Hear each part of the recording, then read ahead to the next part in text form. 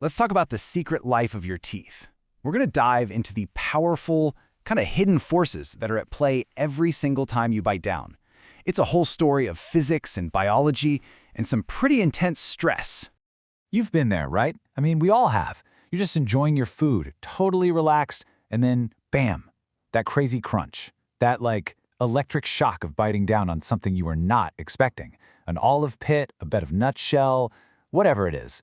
That one little moment, it kicks off a whole fascinating chain reaction inside your mouth. Because what really happens next, well, it's not just about a quick flash of pain. No, it's about forces and impacts, and it opens up this entire world of dental science. And to really get it, we've got to make sure we're all speaking the same language. So let's start right there. We're going to break down two really important concepts that, honestly, get mixed up all the time. This is the foundation for everything else we're about to cover. Okay, first up is this word, occlusion. It sounds super technical, right? But it's actually incredibly simple. It just means any contact between your top and bottom teeth. Any at all. Chewing, just resting your jaw, clenching. If your teeth are touching, that's occlusion. That's our starting point. Now this is where it gets really interesting. On the left, you see occlusal traumatism. You should think of this as the cause. It's the force itself, the action. And on the right, you have occlusal trauma. That's the effect, the actual injury or the damage to the tissues that support your teeth. So to put it simply, traumatism is the punch and trauma is the bruise. Cause and effect. Okay, now that we've got that straight, let's look at how this damage can actually happen. Because, it doesn't just happen in one way. It can be a sudden shock, or it can be this really slow grinding process that takes years. And this slide lays it out perfectly. Over on the left, acute trauma. That's our olive pit moment. It's abrupt, it's a high magnitude force, but it's over quickly. But then, on the right, you have chronic trauma. This is way more common and, honestly, a lot sneakier. It's caused by lower forces, sure, but they happen over a much, much longer time. Think about things like grinding your teeth at night, bruxism, or just constantly clenching your jaw during the day. And check this out. Here's something that might really surprise you. It's not just about bad habits or accidents.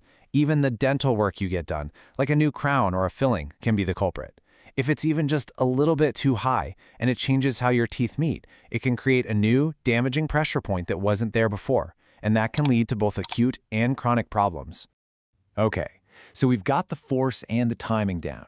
But there's another really critical piece to this whole puzzle, the health of the very structures that are taking the hit. This breaks it down perfectly. Let's start with primary occlusal trauma. This is when you apply an excessive amount of force to a tooth that has totally normal, healthy support. Think of it like a heavyweight boxer punching a solid brick wall. The force itself is the problem. Now, secondary occlusal trauma. That's a whole different story.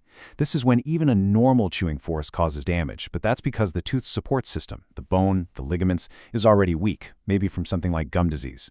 This is like just a gentle tap on a wall that's already crumbling. See the difference? The force isn't the issue, the foundation is. And finally, let's get into the physics of it all. Because it turns out that not all forces are created equal. Nope. The direction of the force matters. A lot. Your teeth are basically specialized tools, right? Each one has a job. Your front teeth, your anterior teeth, they're designed for shearing forces, slicing and tearing. But your back teeth, the posteriors, they're built like tanks to withstand massive compressive forces, that straight up and down grinding and chewing. And here it is. This is the big takeaway. Your teeth are incredibly strong when they're dealing with the vertical up and down forces they were built for. But the moment you introduce horizontal or side-to-side forces, they become much, much more vulnerable. Those lateral forces put a kind of stress on the tooth and all its supporting parts that they are just not designed to handle long-term. And this, right here, is where a lot of the most serious damage from occlusal traumatism happens. So, we've gone through the terms, the types, the timing, the physics, the whole shebang. But let's tie it all together. Let's talk about why knowing all this is so important for your actual health. So here are the key things to remember from our little explainer today. First, don't forget the difference between the cause, traumatism, and the effect, trauma. Second, remember that this damage can be a sudden thing or a really slow, chronic process. And last but not least, the health of your tooth's foundation is a huge deal. It can decide whether even normal biting forces become destructive. So I'll just leave you with this to think about. Now that you know about all these hidden forces at work inside your mouth, what are you going to pay a little more attention to? Is it that nagging little feeling that your bite just feels a bit off? Or maybe that unconscious habit of clenching your jaw when you get stressed out? Understanding the force is always the first step to protecting yourself from it. Thanks for tuning in.